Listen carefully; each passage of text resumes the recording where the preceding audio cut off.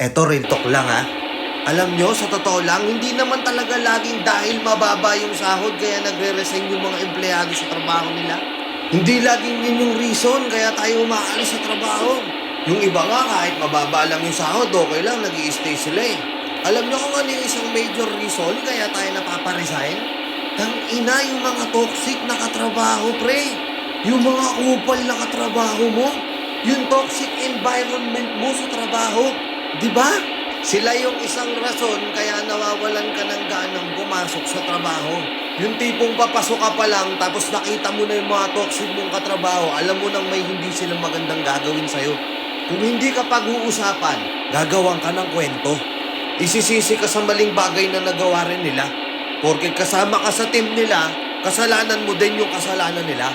Pero pag may nagawa silang maganda doon sa trabaho nyo, sila lang yung magsosolo ng credits na yon. Na alam mo kung sinong bida-bida. Takina minsan nga, di ba? Papasok ka sa trabaho, akala mo hindi trabaho yung pinasukan mo, akala mo iskinita. Iskinita na punong-puno ng chismoso, chismosa. Na imbis na ang pinag-uusapan, paano gaganda yung kita ng kumpanya, putya ang pinag-uusapan, buhay ng mga empleyado sa kumpanya. Napakagaling. Tapos tangina, pagtrabaho na, wala naman nang naitutulong. Yung iba dyan, nagtitraining ka pa lang o bago ka pa lang, puta, mamamain ka na.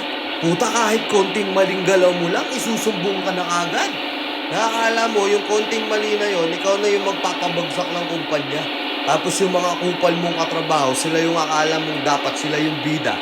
Para sila siguro yung magmana ng kumpanya. Puking ina, pare-parehas lang tayo nung sinasahod dito. Eh bakit ganun? Bakit yung ibang mga katrabaho mo, akala mo sila yung amo? Uutos-utusan ka? Putya, kahit hindi mo na trabaho, sa'yo ipagagawa? Porket nauna sila? O baka may mga hindi pa ako naibanggit dito, pwede mong ibanggit dito sa comment section. Kung ano yung mga klase ng ugali meron yung mga toxic mong katrabaho. Kasi sa totoo lang, hindi basta-basta magre-resign ng isang empleyado kahit mababa yung sahod niya, basta maganda yung environment ng tinatrabahuan niya. Yun ang real talk. Dami kong kilala dyan, hindi ganun kalaki yung sahod pero masaya sila sa trabaho nila. Nag-i-stay sila ng taon. Minamahal nila yung trabaho nila. Pinapangalagaan nila kung saan sila nagtatrabaho. Kasi yung mga katrabaho nila, halos kapamilya na nila. Tinuring silang kapamilya. Pero yung iba tignan mo, may encounter kang tropa dyan na, ang laki-laki ng sinahod mo dun, bakit umalis ka dun, bakit bumalik ka dun sa dati mo, ang liit-liit na sahod mo dun. Putya, sasagot sa'yo niyan, tangina pre, toxic yung mga katrabaho ko pre. Hindi ko matiis pre. Yung iba dun, kala mo mga tagapagmana ng kumpanya. Pare-parehas lang naman kami ng sinasahod.